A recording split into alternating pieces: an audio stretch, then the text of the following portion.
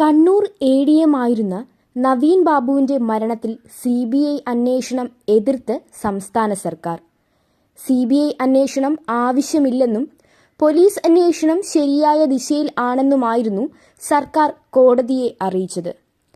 ADMന്റെ മരണത്തിൽ സർക്കാർ കോടതിയിൽ സമർപ്പിച്ച സത്യവാങ്മൂലത്തിൽ ആരോപണവിധേയയും മുൻ കണ്ണൂർ ജില്ലാ പ്രസിഡന്റുമായിരുന്ന PP ദിവ്യക്കെതിരെ പരാമർശങ്ങളുണ്ട്.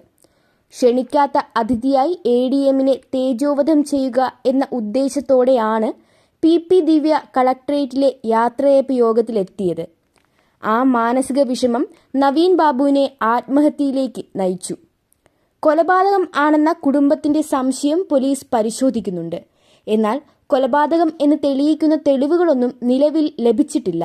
ഇതിനായി പോസ്റ്റ്മോർട്ടം റിപ്പോർട്ടടക്കം മുൻനിർത്തി സർക്കാർ കോടതിയിൽ വാദിച്ചു. PP ദിവ്യയുടെ രാഷ്ട്രീയ സ്വാധീനം കേസിന്റെ അന്വേഷണ പുരോഗതിയെയോ സുതാര്യതയോ ബാധിക്കുന്നില്ലെന്നും സർക്കാർ അറിയിച്ചു. കൂടാതെ നിലവിൽ യാതൊരുവിധ സ്ഥാനമാനങ്ങളും ദിവ്യ വഹിക്കുന്നുമില്ല എന്നും സർക്കാർ അറിയിച്ചു. സർക്കാർ എതിർപ്പറിയിച്ചെങ്കിലും CBI കേസ് ഏറ്റെടുക്കുന്നതിലെ സന്നദ്ധത കോടതിയെ അറിയിച്ചിരുന്നു. ഹൈക്കോടതി ഉത്തരവിട്ടാൽ കേസ് ഏറ്റെടുക്കാം എന്നായിരുന്നു CBI അറിയിച്ചത്. എന്നാൽ പോലീസ് അന്വേഷണം പക്ഷാപാതപരമാണെന്നതിന് നിലവിൽ തെളിവുകളില്ല എന്നടക്കമുള്ള കാര്യങ്ങൾ കോടതി നിരീക്ഷിച്ചു.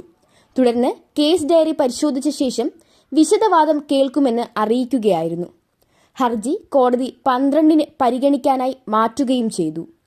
എന്നാൽ പ്രത്യേക അന്വേഷണ സംഘത്തിന്റെ അന്വേഷണത്തിൽ തൃപ്തയല്ലെന്നും CBI അന്വേഷണം വേണമെന്ന നിലപാടിൽ ഹർജിക്കാരിയായ നവീൻ ബാബുവിന്റെ ഭാര്യ K മഞ്ജുഷ ഉറച്ചുനിന്നു.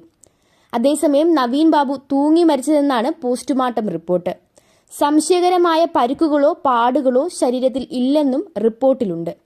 അതിനാൽ കൊലപാതകമാണെന്ന് സംശയിക്കാൻ നിലവിൽ തെളിവുകളില്ലെന്ന് പോലീസ് കോടതിയെ അറിയിച്ചിരുന്നു.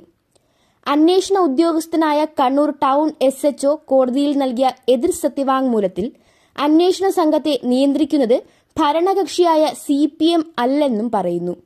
കൂടാതെ CBI അന്വേഷണം വേണമെന്ന ആവശ്യം CPM സംസ്ഥാന സെക്രട്ടറി MV ഗോവിന്ദനും നേരത്തെ തള്ളിയിരുന്നു.